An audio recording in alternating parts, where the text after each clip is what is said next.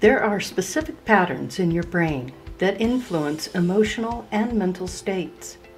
At any given point, one type of wave dominates your brain pattern and generates a specific mental state. Mental states are responsible for a lot in your life, including your performance, ability, and cognition. Brains also sync when collaborating on a task, even when they are not physically together. When people interact, their brains activate in a similar way. This neural synchrony has been linked to empathy and cooperation in face-to-face situations. However, whether or not brains sync in the same way when communicating at a distance or online has remained unknown. Experiments reveal that even across different languages, our brains show similar activity or become aligned when we share the same story or activity. This amazing neural mechanism allows us to transmit brain patterns, sharing memories and knowledge. We can communicate because we have common code that presents meaning. As people are communicating more and more online, especially since the pandemic, researchers at the University of Helsinki sought to seek whether brainwave synchronization can occur when interacting individuals are not together and cannot see each other. For the study, they recruited 42 subjects and asked them to play a collaborative coordination task in which pairs of participants sat in separate soundproof rooms and controlled a racing car together. After analyzing the resulting data, the researchers noted that interbrain synchronization took place as the participants played the online cooperative game. They further noted that the increased alpha and gamma frequency bands were linked to better performance among pairs. The researchers further noted that measures of physiological synchronization and cooperative performance could be used to measure the quality of social interaction. This study shows that interbrain synchronization happens also during cooperative online gaming, and that it can be reliably measured. Developing aspects in games that lead to the increased synchronization and empathy can have a positive impact even outside of gaming. If we can build interactive digital experiences which activate fundamental mechanisms of empathy, it can lead to better social relationships as well as well-being and productivity online. We invite you to join us for this lively discussion on our live panel on A7. Thanks for watching. Hey everybody, welcome to Andromeda 7, your celestial gateway, your channel for community support, help, friendship, love, knowledge, and just plain being of value to others. It's Friday night. It's time to feed your mind and grow your heart. And welcome back. If you're new to the channel, it's good to have you with us. If you're returning, thank you so much. And tonight's topic is spiritual brainwave synchronization. And I will now turn it over to my co-host, Teresa, for the opening remarks. Don't forget to unmute yourselves, everyone. There you go. Here, I couldn't find my pointer. Happy New Year, everyone. It's soon to be Happy New Year, and I hope you all had a tremendous holiday celebration. And you're in good mood tonight. It is Friday, so we can rock it, right? We have some new Facebook followers on both our Facebook pages, mine and the Andromeda 7, so welcome. You all, thank you for joining us, and about 5 new Instagram followers. So if you haven't had a chance yet to subscribe to our channel, please do so. It helps us with our statistics, and it helps us grow the community. But welcome if you're listening and not in chat. If you want to join in chat, there's a lot of good activity and wonderful folks in there who have a lot of knowledge and a lot of good interaction with our friends and family and chat. Okay? So, there's this chick by the name of Lydia Denworth. She's a great writer for Scientific America. She says, your brain as an individual is really determined by the brains you're connected to outside of self. A good communication, she says, means creating new ideas together and experiences you couldn't have gotten to alone. Closer relationships with certain individuals leads to even more synchronization. The better you know someone, the more you sync up with them. Those are these theories. Those of us who remember our existence in Lemuria, in times before Lemuria, recall fluidic space and light bodies flowing together in complete synergy as if one body. They communicated primarily through sound and synchronous movements, then through telepathy as thoughts were formed, and they became aware of their ability to control their individual thoughts, movements, and sounds. Some say they eventually lost their knowledge of synchronicity and telepathy as they created human bodies with more mass in order to stay anchored into this world that they created so they could experience.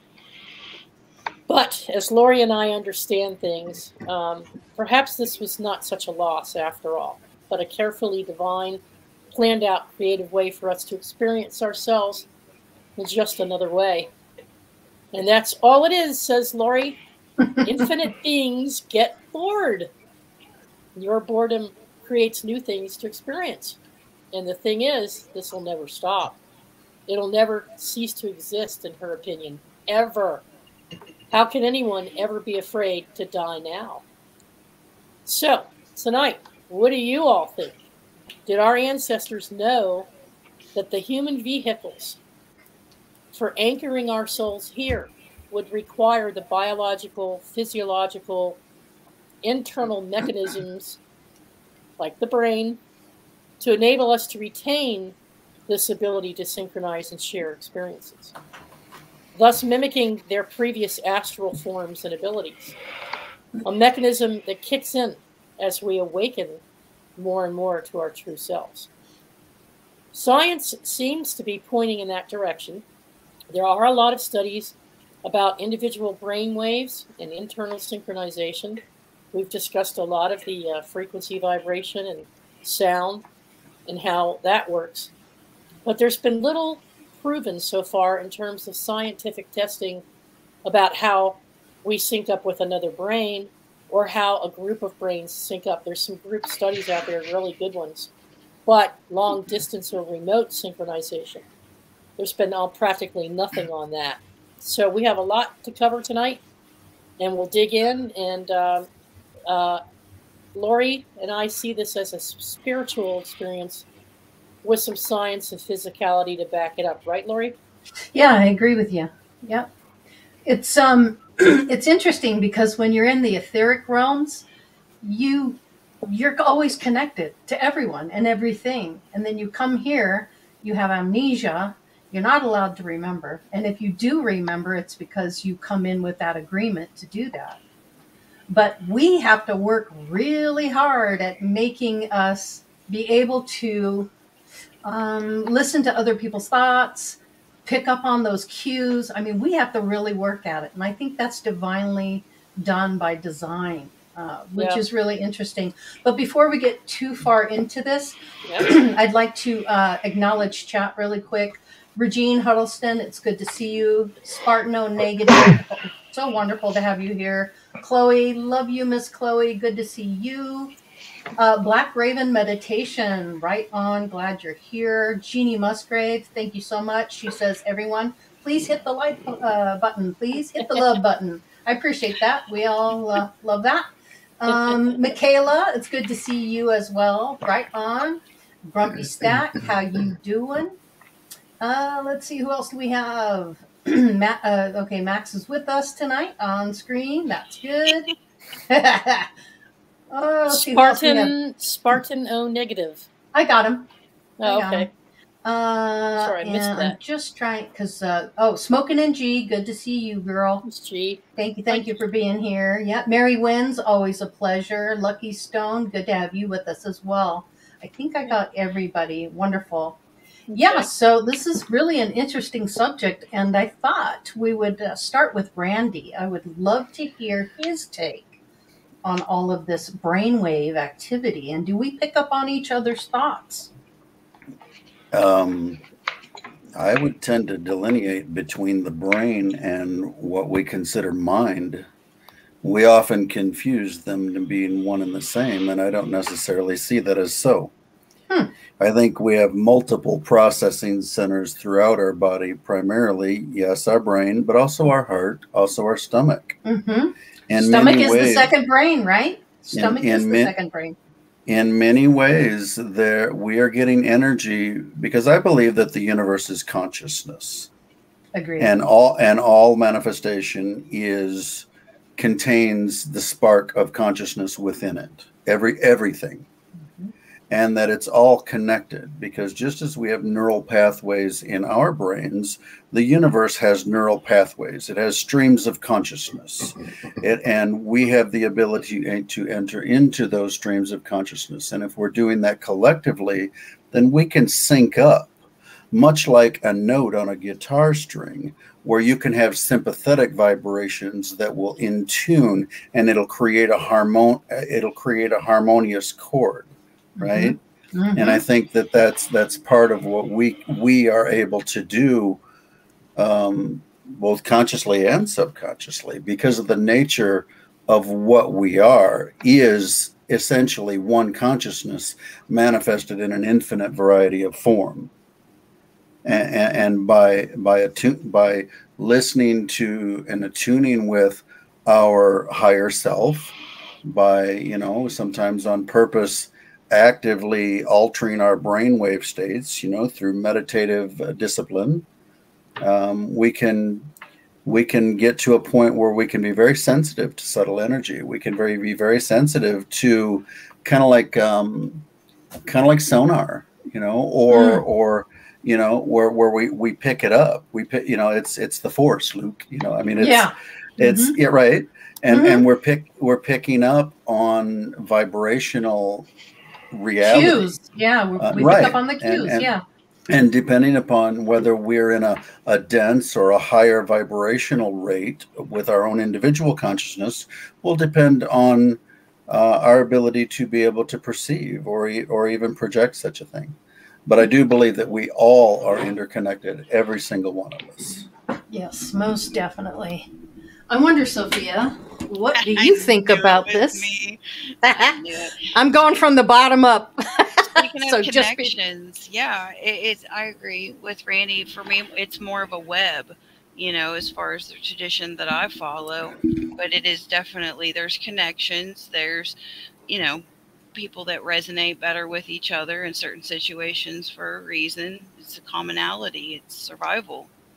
That's, in my opinion, if it wasn't for my gifts and abilities, I probably wouldn't be here. So let's just put that in more than once. Yeah. So your abilities I'm sorry. Saved my life. Have saved my life. Yeah. 6 times. Yes. Wow. From severe harm. Oh my goodness. Huh. Yep. Wow. But there's more stories. It's good to have you back with us, Angel. Yes, ma'am. Thank you. What's your feeling on all this? What do you feel about all that? Do you think we're connected? Yes. Well, it's not a theory for me. It's a fact. Yeah.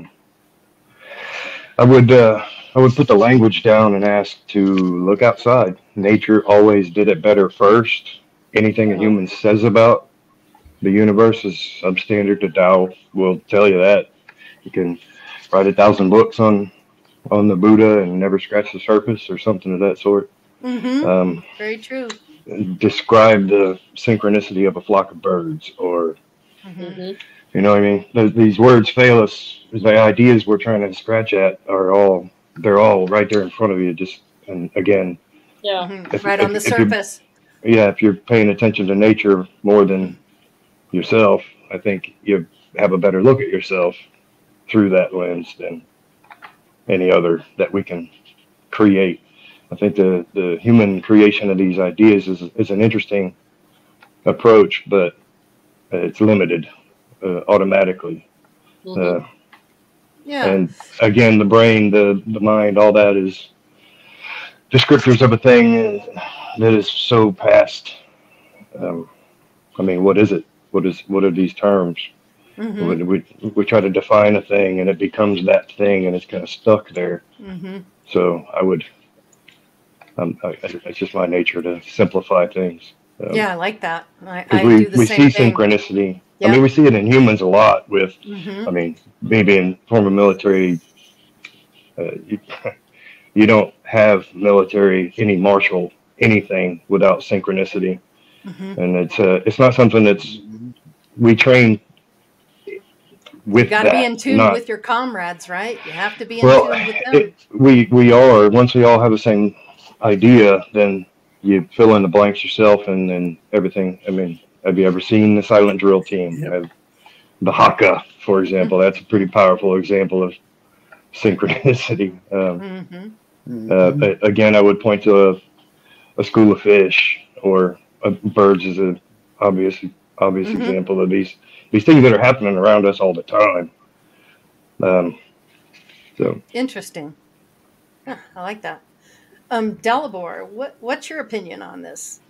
Well, I think it's natural for human brains or human consciousnesses to want to communicate with each other, and for that purpose, we seek certain modalities. Of course, the most basic modality of the universe is mathematics, but in the human context, regardless of whether or not you're talking about the brain or the mind, that modality would be language. And of course, we share a common modality by sharing the English language, because if this discussion was conducted in Chinese, I'd have a difficult time keeping up.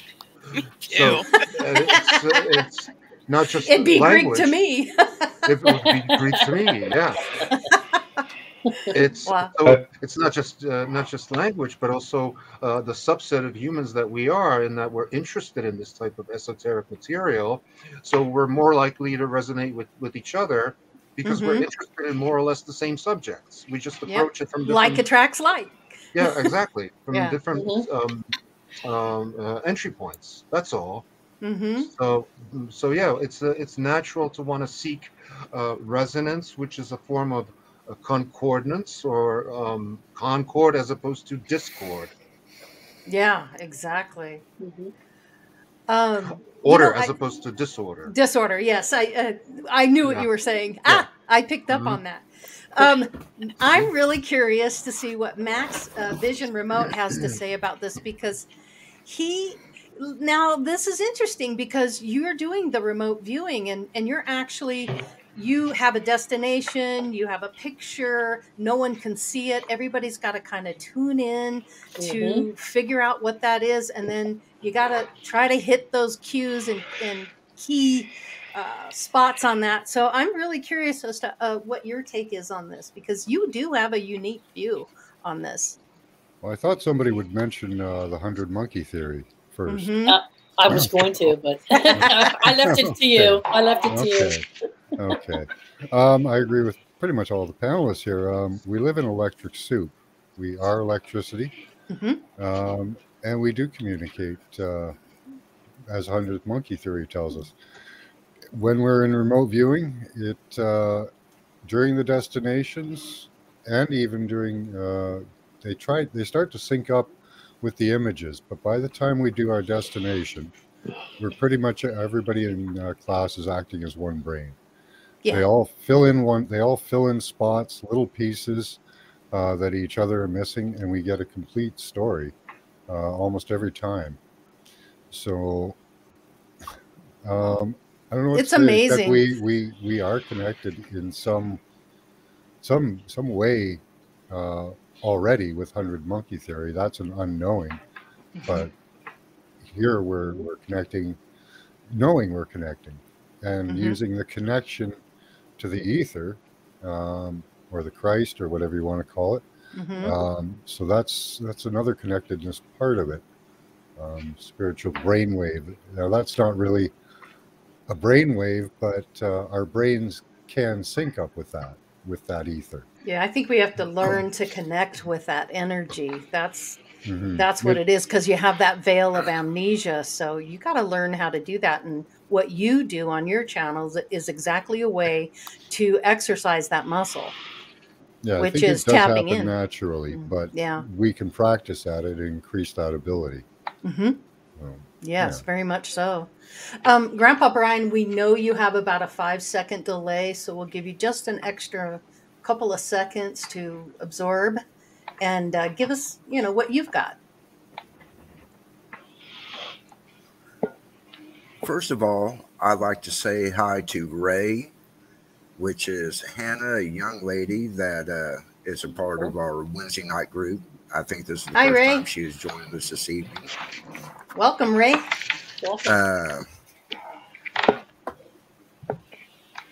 Thinking in sync, and that almost a form of telepathy, telepathically communicating with each other. Yes. I know there's a few of you that know I was part of an experiment this past spring. And I actually ended up becoming a transmitter because everybody on week 3 was in sync with what I was putting down and what I seen in my meditations and all that. So was I telepathically communicating with those people?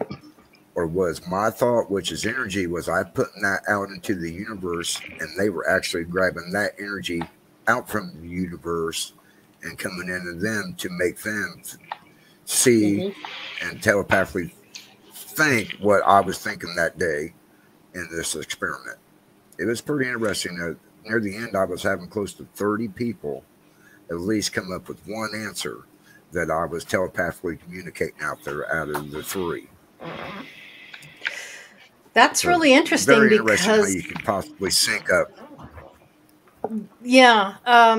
So it's my understanding through my guides that every thought you think is put out in the universe. It is instantly it's a radio signal. Exactly. It's broadcasted out there. Yeah. Teresa, I'm sorry. You had something to say? Oh, no, that's okay. Yes. And there's this, from a medical perspective, from physiology, they've learned not only how to map out different brain waves and how different brain waves function, and that gamma waves are all about our emotions and so forth. This underlying code that we all seem to have the same, because our brains function very much the same way when we react to certain stimuli. But there's this something, and I'm just going to ask Dalibor and Max about it. Something called mirror neurons.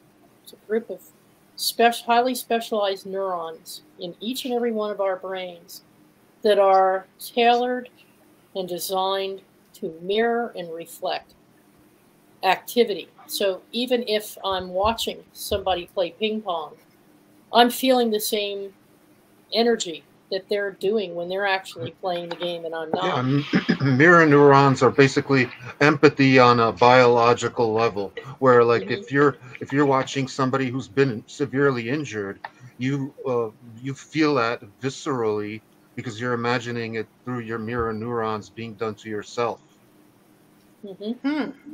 That's interesting. Yeah. That's all I had was empathy and sympathy. Sympathy. Yeah. Well, what about those times when you might maybe finish someone's sentence, or you both have the thought at the same time?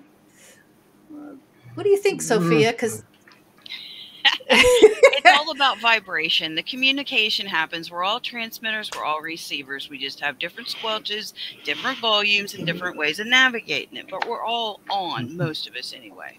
But maintaining a high vibration so you're getting the information that you want, because the people for your highest and best are going to be up here. And the higher frequencies love being the highest. So that's about... I don't know. I'm having a rough evening. You'll have to forgive me. But that's how it happens, is by maintaining the vibration that you desire, pursuing it with respect, intention, and great good timing, and what's your end game? Mm-hmm. That's responsibility. Yep. There's Randy, one thing I can't test.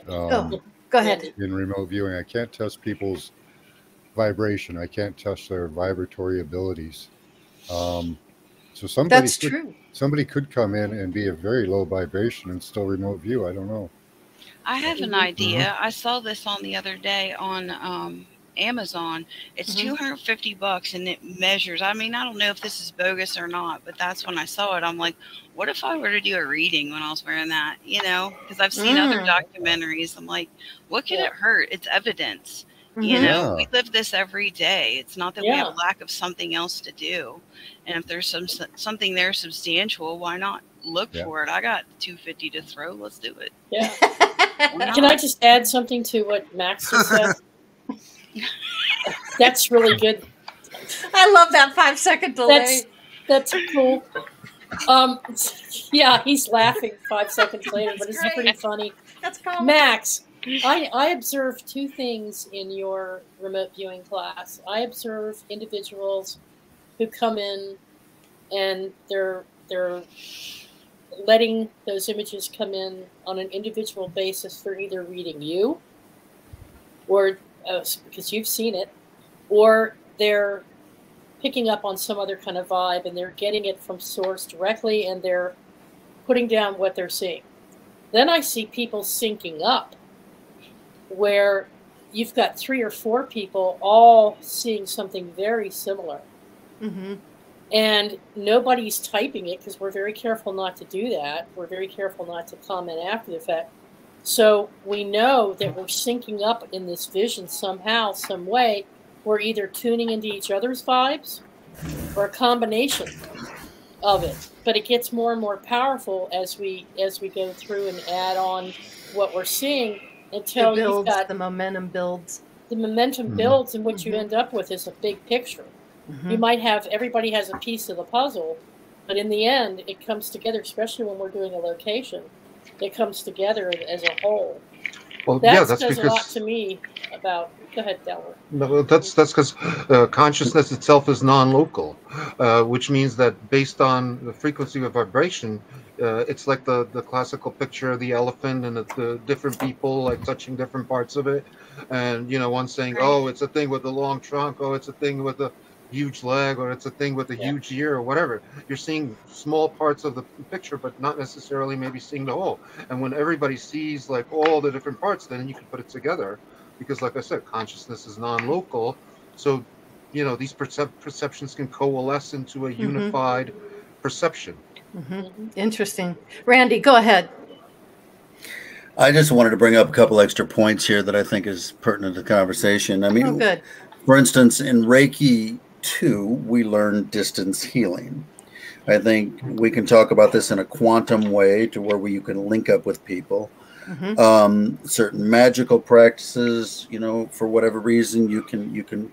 I think ultimately we're looking at, time and distance being illusory, and that everything being connected. We're looking at that ability to link up on a quantum level. We're looking at both individual consciousness, group consciousness, collective consciousness. And I think when you get into a particular mindset, whether it be a group consciousness, that it does tend to sync up. It's like being, in a certain octave where you're close enough together that you're picking up each other's resonance. Yeah, most definitely. Okay. So for what that. Well, time and distance are irrelevant because the fact that we're meeting right here, right now, is proof of that. Because I'm on a whole different continent from you guys. Yeah. We're peppered all over the world here. Yeah. And here we are coalescing together and talking about this as a group. That's why I always say that the internet is an aspect of the fourth dimension. The web.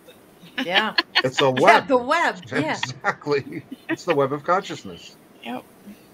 This is interesting, Spartan O Negative. I like your comments. The human brain doesn't have caller ID. It receives a command. It doesn't check who's giving it. It just executes the command. Well said. Well said. Yep. I Now, like see, that's why I think this was by design, in that we're like, oh, I hate to say it, but we're like little computers. Our brains are built a certain way, and they all function a certain way. They're all coded a certain way. But it's the spiritual side of it that allows you to trigger the mechanism. What do you think of that? That's interesting. So we're not just automatons responding to stimuli, because we could be that way. But what animates us and what puts us into creative mode and higher thought is when we combine our thought, not just our physical. The physical aspects is a mechanism for making that happen. And I think it was by divine design. Yeah, I do too. I have to agree with you on that. Go ahead. Any Randy? thoughts on that, Angel? Randy, I would disagree. Well, yeah, Okay, cool. go ahead. No, ahead, I just Randy.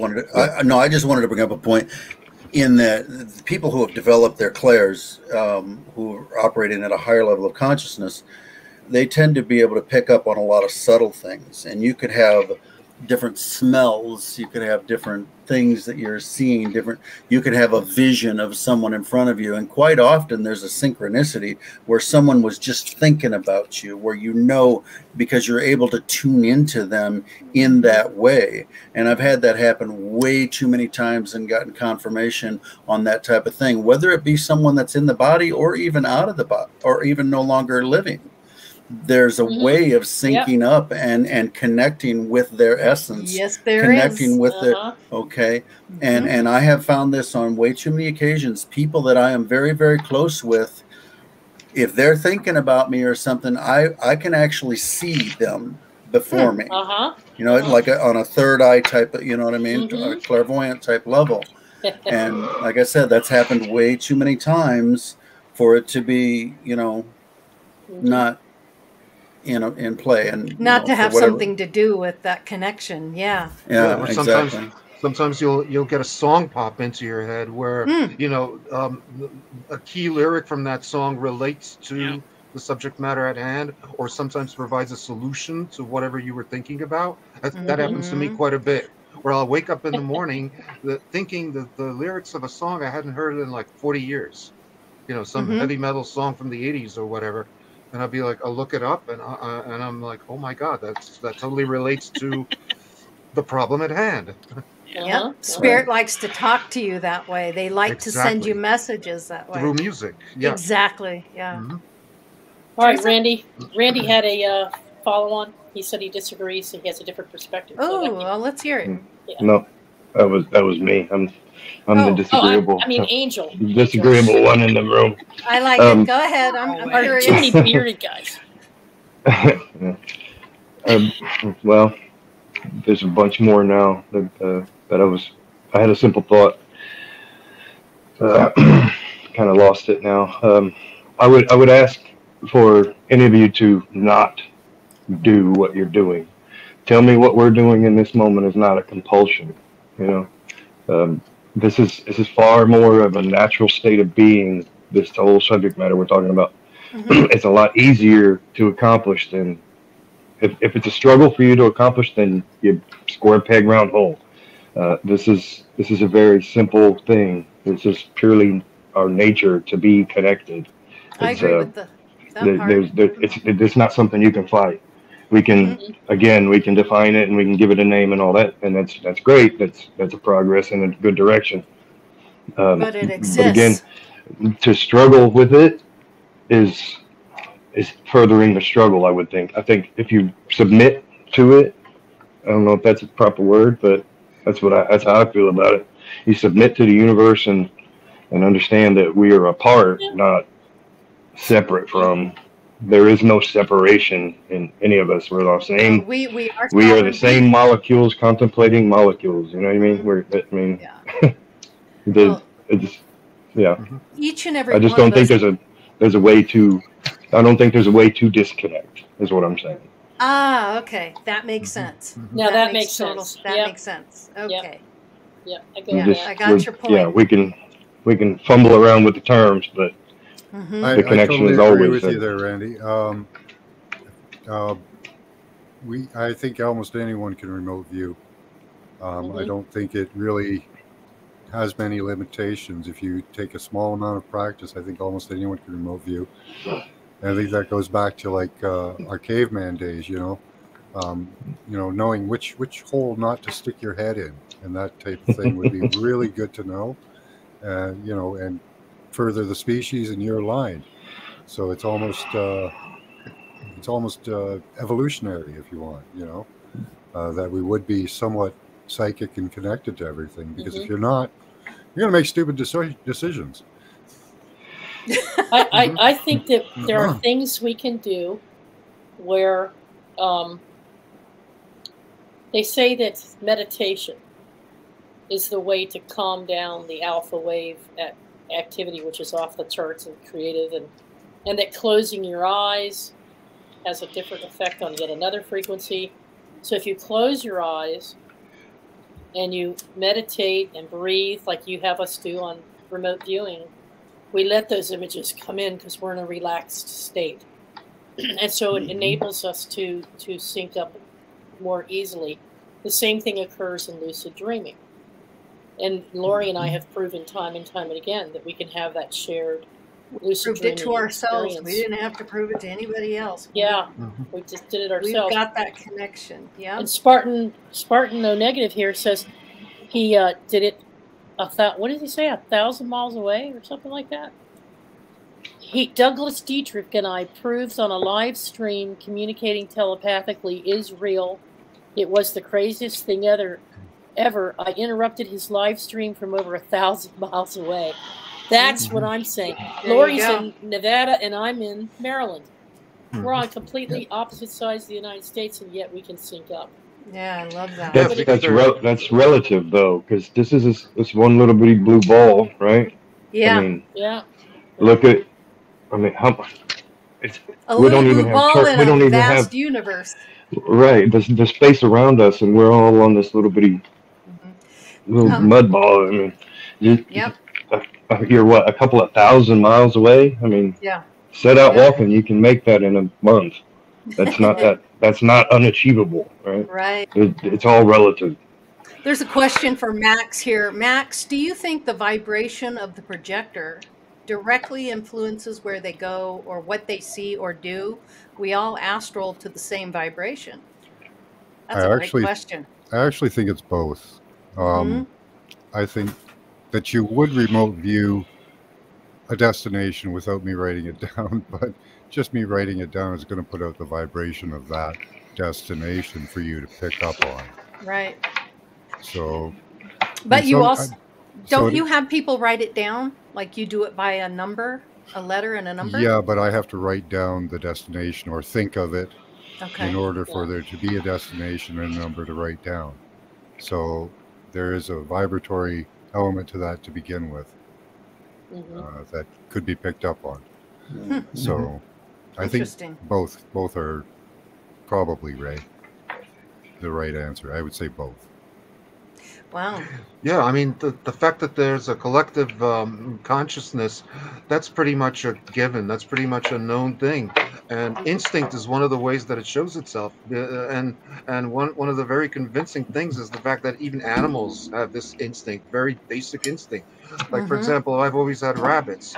If you let a rabbit out in the garden, he's never going to touch things like Lily of the Valley or Jack in the Pulpit or Nightshade or any of that stuff, because he knows it's poisonous without ever having tasted it.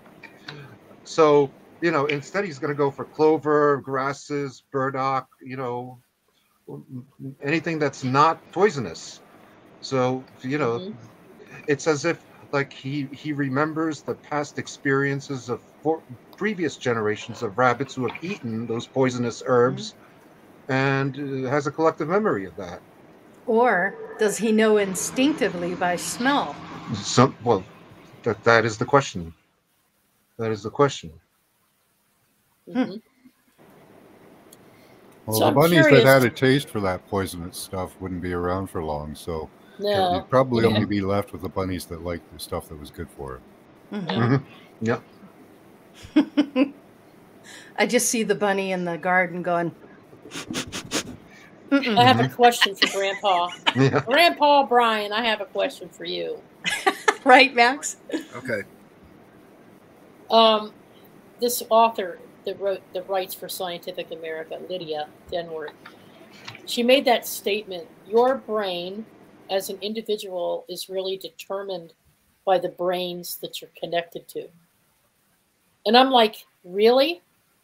Does that mean that if I don't have connection with you all, and I don't have relationships and interpersonal relationships, and I'm pretty much isolated from the world, that my brain is not fully developed or not capable of conscious creation or being creative? Yeah, you're gonna get dumb. I don't know. You slipped that one in, Max. I like it. I love it. Question. But do we actually degrade in thought patterns? Like if we hang around people with lower vibrations? I think so. Oh, I would agree. Yes. Yes. Look, they say that your personality Yes. is the sum total of 5 of your best friends. Look at what Right. look at what those people are like. Average them out, and Whoops, that's pretty Sophie. much your own personality. Show me your friends, I'll show you your future. Yeah, there Exactly. you go. That's it. That's exactly right. That's it. Yeah. So all What those you focus years, on. all those Mhm. years, your parents are going, I don't want you to hang out with those people because or Mhm. or where did you get that jacket? Who's influencing you? Mm-hmm. I don't Parents know were who you think always you worried are, about but I that. don't like it. Yeah. I heard that before. Yeah. Have you ever noticed? Have any of you ever noticed? It probably happens more so when we're young, but I think even as we age, that you take on some characteristics of the folks that you're closest to. Sure. Their Mhm. Your mannerisms, influence. You can't their help it. language. Yeah, you're influenced. So so what she's saying is that you're the sum of all parts, and isn't that what we say spiritually? Mhm. We're all part of the Sure. same soul family and soul groups. We're all part of the one. So we're kind of interdependent. We're built that way. We're just here making it interesting. That's what we're really doing. Yeah. Humor It's the I really like to that say simple we're in my just the mind. chunky bits in the electric soup. Yeah. There you go. Mhm, mhm. The Yeah. chunky bits. Love that. I could say who's more tasty, but we won't go there. I mean, alphabet soup. I like alphabet soup. That's after the show.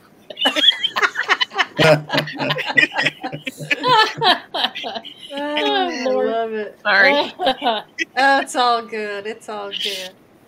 So does anybody on the panel have an experience where they've actually synced up with how you have a dance class and people are doing dance moves and everybody's doing something different on the floor, and then all of a sudden they start syncing up. They start moving in the same way because they're interpreting the music in the same rhythm, the same beat. So how do we not, if we don't want to do that, if we don't want to be led by the crowd in a certain direction, how do we mitigate that? Dance monkey. You got to figure out what tune's playing so you make the right moves so you can stay off the radar. Okay. Make the right moves. You have to dial into the energy to know what you're dealing with. Mm-hmm. You have Depends to make on your own dance. you got to make your own dance, and if you can't, then you just hook up with the group that's most successful. That's the most logical scenario. I mean, I've had situations of synchronicity like that, specifically with dreams where I had the exact same dream as somebody else at the same time. It's just that the characters in the dream were different, but the context was the same, the location was the same, or various key elements of the dream were exactly the same as the person I was communicating with. So yeah, it is real. It's and it's happened to me without even knowing too much about it. Yeah, you have to know how to shut it down. There's a side of it. Could we be victims of this synchronicity? There you go. Good question. That's what I'm leading I up got to. something on Max. I have something on that when you're ready. Awesome. Randy, I'm sorry. Randy had his finger up, and so I'm going to go to Randy. No, I was just saying that mindfulness is very important and be able to separate, what's Yeah. your thoughts, what's not your, because mindfulness teaches us to be able to not necessarily identify with our thoughts, but to be able to observe them and to be able to pick and choose what we're going to work with and be proactive instead of reactive. That's and a good point. I think that if we can practice mindfulness, then we can learn to distinguish between what's authentically ours and what might be external influence. Angel? Yeah, personal experience and on topic. It's Okay. I grew up doing all kinds of different fighting, martial arts, and all that stuff. Well, if you've ever seen a boxing match, you will see them start to time each other, right? And that's to the benefit of one and to the yeah. I mean, yeah, it's a way. I mean, it's a dance sort of, but they're trying to hurt each other, and these things can happen for good or ill. So yeah, it goes to Max's point there that it doesn't always turn out positive, and again, it's not necessarily voluntary. Yeah, I would concur with what Angel said with the martial arts. It becomes very synchronous and instantaneous, where you're locked in with somebody when you're in that dance. It's something else. I've always fought in a disjointed way from what other people do, so that's kind of been a benefit. And I don't know. I don't know if I dance to the same tune as other people. You're the one that goes around and just shuts the lights off so no one else can see what's happening. That's how you would do it. Now he spiked the punch. He spiked the punch to get different emotions out of people. Yeah, that's interesting. No, that would not be good. My sister and I play a lot of video games, Xbox, and we hook up and we link in together. But we play games that you have to play and coordinate with each other, so we have to work together to get the goal done.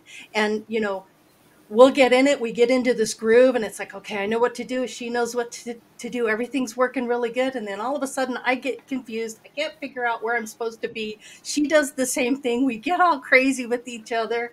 And then the next thing you know, we've reached the goal. We've gotten to where we needed to be, and it's high five and yahoo, we did it, But it just seems like that's how things work. You either work together and you understand what the goal is, or it just doesn't work. I kind of wonder if you go to Washington, D.C., they have the National Space and Air Museum. Been there. And you've been there. So they now have these flight simulators that you can go into. And there's various levels of complexity. And if you're young, there's certain ones you can go into. If you're older, you can go in the more advanced modules. And I went in there with this little girl that I was taking care of, and she was having a blast. She was about 8 or 9. No, she wasn't. I think she was in the second grade, maybe, first or second grade. So I took her into the one for kids and the adults with the kids. You sit there. You're not strapped in or anything, but the visual system makes you feel like you're in motion. And they'll shake the simulator. And as a group, you're supposed to fly this thing. So if one goes one way and one goes the other way, that rocket's going to crash. So eventually, you start out with all this turbulence because everybody's thinking of something different. But without even talking to one another, they get the visual. And each child was able to start moving the same way. You maybe have one kid going the opposite way, but when you've got a dozen kids in there, and they're all figuring out together which way to move to make that ship move through and navigate the film. So it was a phenomenal experience because, little ones, they're out of control anyway. They're all running around. They're looking at different parts of this screen that's around them. So they're seeing different things, but they're all reacting. And eventually they synced up. And it was just like a scientific experiment that was done back in, I guess, the early 60s, where they had the pendulum. And the pendulum was swinging. And they were all swinging at a different rate. And then eventually they all synced up and started swinging exactly the same. So again, that's an underlying way we're built. Our brains are built. These children haven't even been together long enough to know how to work together. Universal so there's law. something intuitive, Yeah. Universal law. Natural law. Yeah. Fascinating. And yet they'll say we're all crazy and we're pseudoscience and we don't have anything but anecdotal truth or anecdotal stories. And it's like, yeah, what do you have? If you don't have a laboratory test, what do you have? Let me again disagree. These ideas are thousands of years old. So whatever modern science is trying to do with whatever in a beaker and a goddamn chemistry set, you got to be kidding me, right? They're not even approaching the topic in any way. So yeah, these are at least 10,000-year-old ideas. So yeah, that's right. Sure, and pseudo, like the research done by Rupert Sheldrake and his theory of morphic resonance, I think proves that very. If you want to go deeper on this, it's morphic resonance with Rupert Sheldrake. Yeah. Randy's got a comment. I just am reminded of years ago. I was involved in the music industry pretty heavy, and I found myself managing and mentoring young bands, and I'm reminded of seeing them in their raw state and working with them over time and seeing them come together to a cohesive unit, and how each one of those, you might have started out rough, but you get into that, what we're talking about right now, the synchronization, and it just starts to come together. It starts to gel. It's very tight. So I think music in a band type of format can be very much an example of what we're talking about with this synchronization. There's an evolution to the group coming together, expanding, and then surpassing, even their own desires and techniques. They just build on that, and then they start meshing, and then just things really come together. So in a group setting, they seem to really build each other up and support and create that group effect. And then that itself takes on a whole new energy, synergy to that as well. I think what scientists are trying to do from what I've read, I'm not an expert, but from what I've read so far, they're attempting in their secular way, or is it non-secular? The ones that don't have any. Yeah, they're trying in their secular way to mimic what we already know naturally from a spiritual perspective, to help design interfaces through computer systems that will help children learn how to communicate more effectively and how to do problem solving. Because but they're just not admitting it. They're just not recognizing or acknowledging the spiritual aspect of it. They're trying to do everything from a science by understanding how the brain functions and how the mirror neurons work and how the alpha waves are. They're doing everything from a very scientific perspective, but they're at least acknowledging the power of communication, the power of the ability, and what synchronization can really do for you. It can change your thoughts, the way you think about things. It can help you heal. So they're starting to understand it, but they're just trying too hard to try to prove it. Just frickin' do it. Or bring in the spiritual people to help you with these tests and these programs. You might end up with a really cool program that will work for these kids with learning disabilities. Also, people who have epilepsy, Alzheimer, dementia. It's supposed to be able to help them as well. Well, I think that kind of goes against science itself, because I think it's pretty much an established reality that we all do link up on some level of consciousness, and since there's no way to monetize it, it's just like when Tesla came up with the idea of free energy. Everybody was against them because there was no way to monetize it. There you go. That's it right there. Yeah. If they get a paycheck, they're not going to Yeah. Yeah. Go ahead. Yeah. I'm sorry. Sophia, you had something to say. Go ahead. Yeah, speaking to what Teresa said, it's just like anesthesia. I mean, correct me if I'm wrong, but that science is still not understood, you know, how we can actually go to sleep. And it's the same thing with what Teresa was just saying. They don't know why it does it, but they do it because it prevents pain and displeasure and allows things to happen. But it's just, that's why I'm saying getting the bands, doing the meditation, get the evidence, get the black and white, because it's out there. That's the only way you can fight back is with evidence. Randy, you had a comment? Yeah, I had a bit of a thought. I mean, with all of us syncing up with each other, what about if we bring it a little closer to the self? I'm curious, when we talk about hemisync, when we talk about like binaural beats and linking between the left brain and the right brain, to what extent does that play into our ability to be able to sync with others? Because I do think that that's extraordinarily important for consciousness, to be able to balance out and link up between the masculine and the feminine within, as far as so that we can reach an ascended state of consciousness. That balance. That hemisync, Exactly.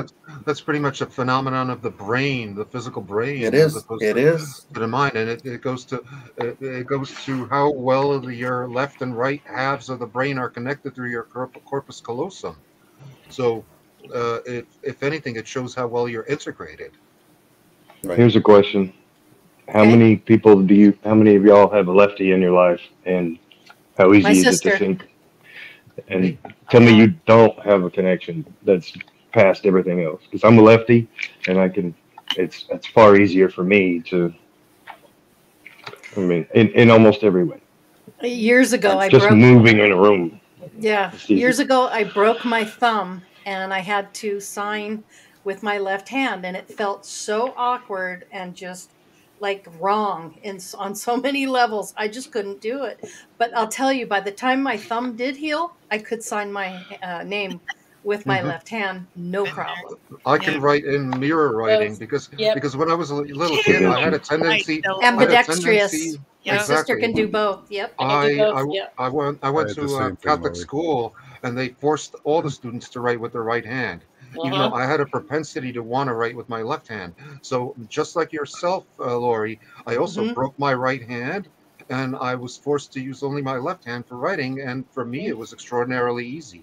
Wow. Is anybody familiar with what left means in Latin? What's Sinister. And dexter is right. Sinister? And leave it to the Catholics.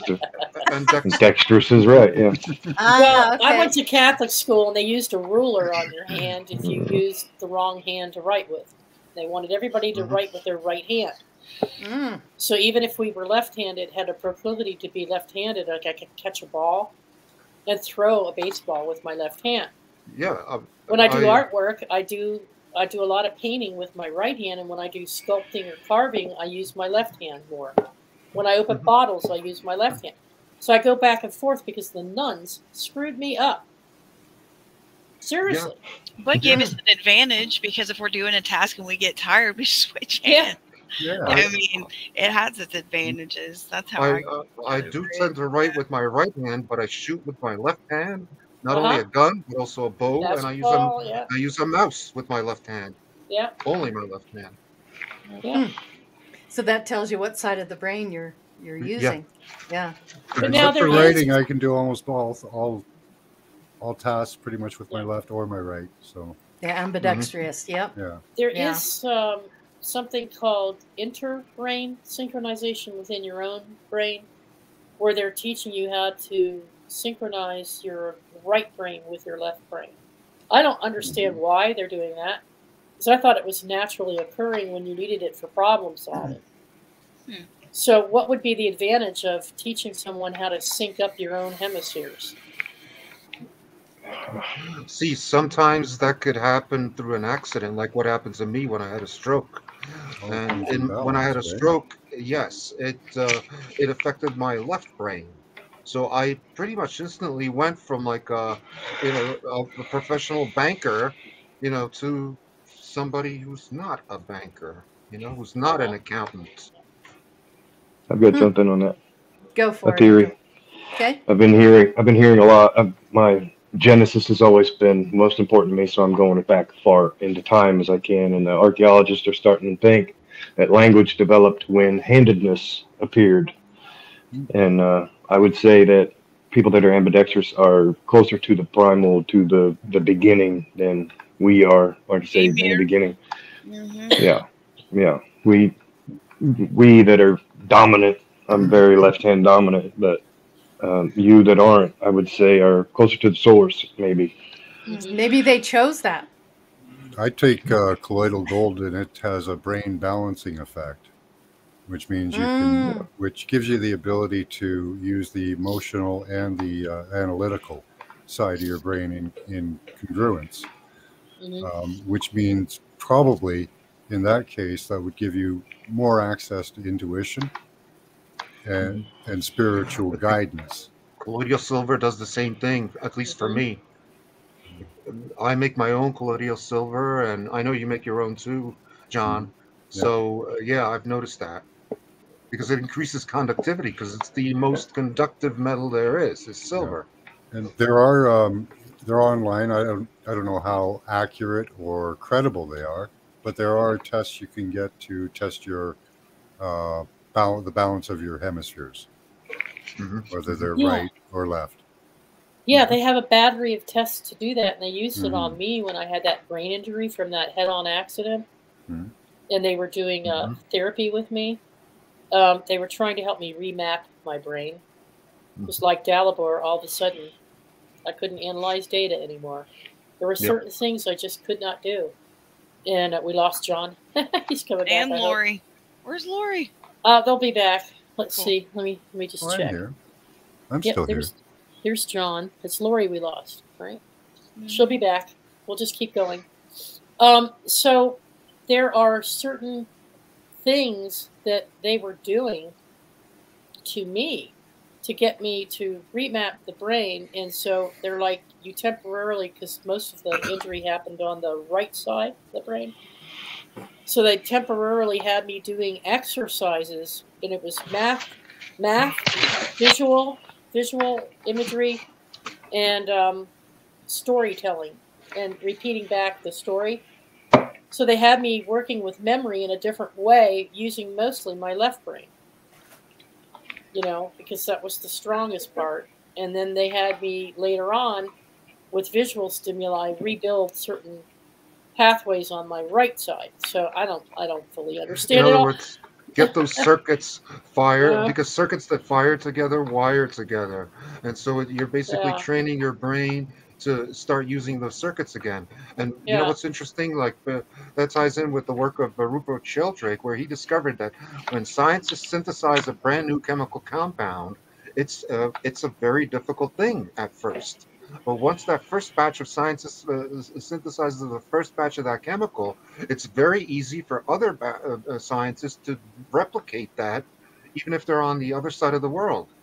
In other words, the reaction is easier to bring about than the first time they try it, when they synthesize a new compound. Didn't it happen with the engine as well? It was developed all over the world inside a month. Pretty much, or the radio. Radio, telephone, Mm-hmm. all these big ideas, and they all happened like pretty much simultaneously. 100 monkeys, right?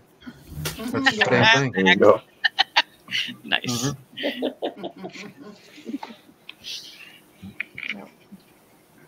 Well, so what do you think about the partnership thing, where the more intimate you are with someone, and I don't necessarily mean lovers, it could be a friend or a close relative, a sister like Lori has, the advantages that we have with this ability. What are some of those advantages and how we can put them to effective use with others? To be able to feel how you're being received, so if you're inflicting harm on your loved one, at least I can feel it. I feel most people in this circle does too. If you don't want to feel that emotion, then don't, do that to them. It'll help me gauges my reception and sometimes my volume or my silence, depending on the situation. Not because it's fun for me, but I understand what's going on. Mm-hmm. Is that a synchronization of brain? Absolutely. Or is it more intuition? Well, that too. It's How do you do one without the other? Exactly. Everybody's That's my point intuitive. earlier, Angel, when I was saying you can be an automaton in isolation and never interact with anybody and not exercise. The brain is a muscle, and so is your spiritual intuition. You have to practice tapping in and using and trusting your intuition. How can you do that in a void? Wouldn't we all be automatons? Mm-hmm. We're animated through spirit. Are we No, not? I don't think so. No? No. You don't think that spirit animates our flesh, our Oh body? yeah, that's the thing, is it would. Oh, okay. If you had nobody, you would have God. If you have that belief, yes. Well, Mm-hmm. it's inescapable, pretty much. Let me throw a wrench at you again, because I'm fully convinced that there is a sizable percentage of our human population that has no soul. So we'll lean on that one a little bit and see where it gets you. Randy? I just wanted to bring up the point with twins and how they can be incredibly synced up together. I also wanted to bring up the point of, for instance, husband and wife. The wife is going into labor. The man has sympathetic labor pains. I mean, there's a lot of different examples of how that type of an intimate connection you can sync up. You can experience the same thing simultaneously. Yeah, and I would argue that it's not just some feelings, but sometimes you can actually quantify this with numerology and numbers. Like, I'll give you a perfect example. Like with my best friend, he was born on May 17th, the same exact date as my girlfriend. His father was born on the exact same date, but a different year as my father, and his mother was born on the exact same date and year as my own mother. Like, what are the chances of that? That is pretty freaking odd.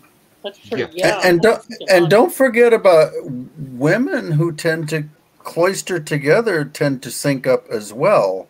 That's another very obvious. Biologically, they certainly do. Absolutely, cycles, but is not the mental, the emotional, and the physical all interconnected? It is, but I certainly believe it is. But it's also related to the mathematical, because I guess because I look for these things, but for example, where I sit right now is exactly 333.0 kilometers from the exact spot I was born in. My goodness. Exactly 333 kilometers. Yeah. So... Fact, too. And I didn't know this when I bought this house. I didn't know that it was at that exact distance. Or when 9/11 happened, that happened exactly 3.00 days before my 33rd birthday. Interesting. I don't know what that means, but it certainly means something. Well, the numerologist would add those numbers in that, and you get a 9. So what ended for you then? Yeah, completion. Right. Completion. Yeah. Level up. Ray is saying here, that's with the moon. We sync with the moon. Let's talk about this for just a second. We hear a lot of the astrology reports, and it took me the longest time to remember that it was important and not to just dismiss it because I am totally not into any of that kind of stuff. But now I am. But at the time I was just like, what? So planetary influences. They influence our emotions. They influence our responses to things. They influence our thought. So are we connected to those different planetary systems and not just angelic or source, or they are part of source? We're all part of everything. So how does that work? Stupid moons interrupting our pineal cycle. Well, the planets have their own cycles. We seem to be connected to those cycles just by virtue of horoscopes and your risings and moons and all of that stuff. I mean, when you get into all of that, there is a connection to it. Well, those planets are all made up, well, not all of them, Jupiter's not, but those planets are all made up of minerals and such too. They may have some effect, some resonance frequency of Saturn or some such. I think the moon was brought there to limit our pineal cycle and our connectedness. See, a lot of people have said that. If you go back, if you go back to the Native American myths, the two brothers brought the moon. Well, who are the two brothers? We always know who the two brothers. You know, so those two brothers. What if the moon's a satellite? And one of those brothers had our voices in their head and couldn't stand it because day and night we were raucous and having sex and partying, and it pissed him off. So he brought the moon. That's interesting. Very interesting. I've heard that. I've heard those stories. The Anunnaki stuff is very interesting. But here's what I'm getting. Here's what I was leading up to, and that is there are birth signs.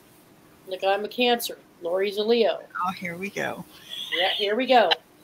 So you can pick up a horoscope, read it, and all the Cancers that are reading their horoscope that day go, "Oh my God, yes, that's me." Oh yeah, every single one of us. So. Why is it that we're not like the Stepford Wives? Remember that movie, The Stepford Wives? Yeah. Where we're clones of one another, or we have different features, but we're built the same way, constructed the same way, so we sync together more? Because, no, I don't sync up with as many... Now, I sync up with Jules on a lot. We're both Cancers. And Michelle and I used to sync up quite a bit. Lori is a Leo, but I have more synchronization with Lori than anybody on the planet right now. So you tell me.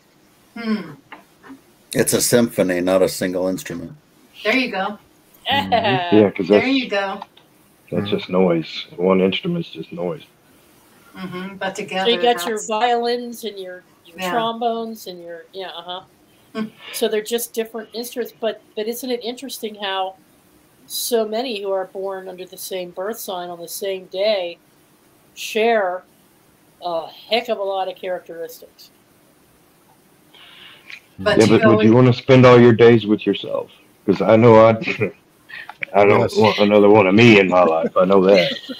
I couldn't. Jules and I have a secret hand sign.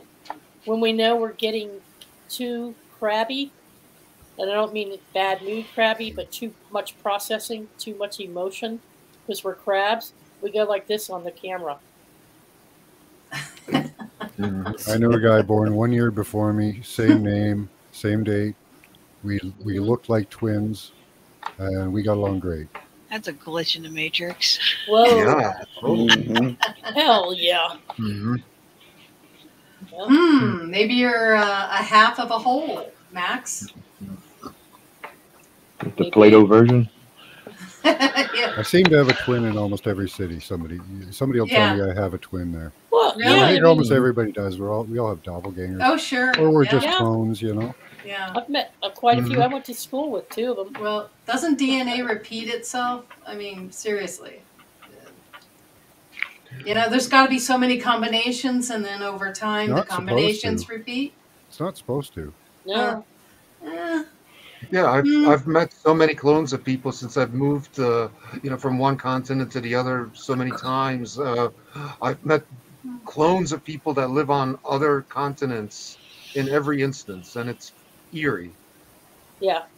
Now, Lori, if I took a sample of your DNA, your sister's DNA, your mom's, all three of you would have very high percentage hits on the same DNA configuration. But they're not exact. No, they're not exact. But now you take my DNA or anybody on this panel and compare it to your family's DNA, and they're not related at all. Now, they might share a very small percentage of ancient DNA with Africa, or you're mostly European, or you're mostly Irish. They can tell that. But your imprint, your DNA imprint, is like your thumbprint. No two people have the exact same thumbprint unless you're twins and it's very close. Yep. we did the 23andMe DNA testing, and you could see the percentage. It was different in each one of us. Like I think my dad had more. I think it was my dad. He had more DNA of Neanderthal, and so it gave me a little higher percentage. But I can't remember. One of us had a little bit less than the other, but it was just the way that the DNA was dealt out to you when you were born. It's fascinating. Good statement, Ray. This is true. This is another reason why we react to the plants. We share the same minerals, or some. Yeah. Yeah, that's like with astrology, that for me, that's your energetic DNA. You know, you have your physical DNA, and I believe depending on how evolved you are, you pick your date of birth, you know, and that kind of lines up with those energetic signatures of what you want to experience down here. That's how I interpret it. You Absolutely. know, or your nature, you know, how you wanted to interact on this plane. The aspects of your life. Yeah, your incoming programming that you set before you come in here. Right. And so you choose the planetary alignments to come into that time so that you can pick up those aspects of that, like and what you bring with you. Like certain places where Jupiter, especially like the 10th, 11th, and 12th houses, it's kind of like, where have you been? You know, what planets are there? You know, what do you bring with you to the table? Yeah, I totally agree. Yeah. So, guys, we're coming to the end of the show, and I'd like to get to some of the final thoughts. And let's go backwards. Grandpa Brian, any final thoughts on this show tonight? And anything, I think a lot of our connections that people have is because that we are fractals of a bigger spirit, experiencing different experiences, and that's why we're able to connect quite a bit with different people, because I do believe we are fractals of a bigger spirit, which makes it easier for us to connect. And for those who are turned off by it, or not reaching out or experiencing the connections and closing themselves off deliberately, then they are not benefiting from the collective, right? Remember what she said in the beginning here, we're more creative when we're connected. We're more creative when we're connected. Go ahead. Are there people you don't want to be just connected like I have a brother and a nephew. Oh, yeah. Yeah. That's my final thought is, you know, there are some people you don't want to be connected to. Walls and boundaries. You know, so we have our limits. We have our own energy field. We are part of the electric soup, just the chunky bits, but, you know, we can draw it in or we can extend it out, you know. That's my final thought. Yeah. Awesome. Anybody else? Thought we were going in order. Okay. Delabor's next. Sorry, guys. Yeah, I would say that, we tend to do this on an unconscious basis with people that we already resonate with. And if you already resonate with them, it's very easy to do like a concerted telepathy thing or structured, how would you call it? Coincidences, you know, numerological coincidences and stuff like that. If you're already, you know, on the same wavelength as that particular person.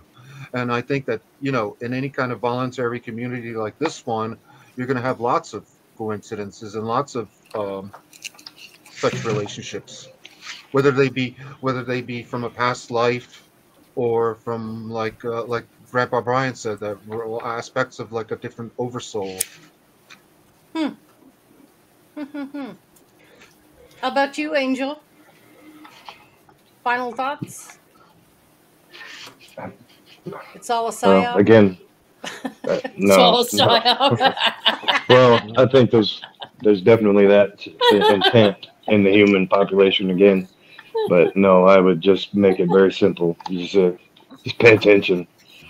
Go out there looking. You'll find what you're needing. Gotcha. Randy? Thank you, Angel. I tend to fall in line with there is really only one mind, which is consciousness itself, and manifested in an infinite variety of form. And we're all working our way back toward that realization through successive lifetimes, and the evolution of consciousness and realization and remembrance of what is. I think it's like we all exist within an infinite ocean of consciousness. We appear like waves on the ocean, disappearing back into ourselves. We perceive ourselves as separate, but we're really not. And we're all learning and evolving to realize that unity and to relinquish the illusion of dualistic perception. And we are all connected. Yeah, agreed. Sophia. Sure, That's make what I me said. follow that. You can do it. I know. Just messing. Well said, everybody. Well said. Agreed. They took most of what I had to say, but I would say interconnectedness is different from person to person and from what you're called to experience in this lifetime. You know, if you don't need a NOS button, it's not going to get put on your vehicle. You know, so, and embracing your nature, you know, seeking like-minded people and not bending to culture, because most of what they have to say isn't helpful anyway. You know, believing in who you are and doing the best you can. I use my connections. That's how I know when people really love me, is I can hear them, because I'm gifted in that regard. And now I don't look at it so much as a curse anymore, but it does come with a lot of responsibility. Acceptance and the art of allowance is a big thing, and also self-love is the other thing. So yeah, most definitely. Completely. Well, listen, I want to thank everybody for being here. We're all free thinkers. I think it's awesome. What a great group of people to come together and just give their thoughts and ideas. And I really, really appreciate it. And I'd like to thank everybody that's in chat. Thank you so much for being here. And also people that aren't in chat that just like to watch and don't want to participate. We really appreciate you as well. And want to wish you all the best New Year's ever. And enjoy this coming year, and make some changes for yourself. Make some positive changes, and do something different, and see what happens. Anyway, thank you, Teresa. Tune in to Max Vision tonight, right? Oh yeah, there you go. 11:05. Perfect. 11:05, and tomorrow night probably, most likely. Yep. Wonderful. 11. Round 11. And then Smoking a G still has a panel planned that includes some of us, John and Dalibor, and me and Lori, on I think it's January 3rd, right? Monday. It's a Monday night. G, if you're in there, correct me if I'm wrong. But she's planning on talking about alternative histories, melted buildings, and other stuff. Pretty cool. Other interesting things. Go ahead, Lori. All right. I just wanted to thank everybody individually. Grandpa Brian, Max Vision, Dalibor, Angel, Grandpa Randy. has something to say. Go ahead. Go ahead, Brian. Go ahead. You can catch me tomorrow night. I will be on Milky Way Soul Tribe, 10 o'clock, 10 p.m. Eastern. There you go. Catch it then. All right, guys. Well, until next week, watch for the trailer. You'll see what's coming up for next week. And again, have a blessed new year and lots of good positive thinking. And don't forget to have a bucket of love with you as well. Okay? Thanks, everybody. Have a great night. Bye-bye.